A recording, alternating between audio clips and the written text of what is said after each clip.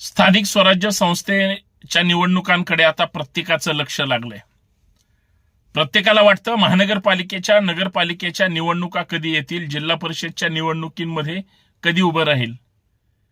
पण ज्या ओबीसी आरक्षणासाठी ह्या सगळा खेळ थांबून राहिलाय, त्या तथाकथित सरकारच्या सगळ्या सुपारी घेऊन काम करणाऱ्या नेत्यांना माझी विनंती आहे, आता तरी तुमच्या सरकारवर, नेत्यांवर आणि वरिष्ठांवर प्रेशर आणा. अन्यथा नुसती वाट बघून तुमचं वय निघून चाललं आणि जिथं सत्तेसाठी लढायला पाहिजे, हक्कासाठी लढायला पाहिजे, तिथं मात्र मुग गिळून गप्प बसता.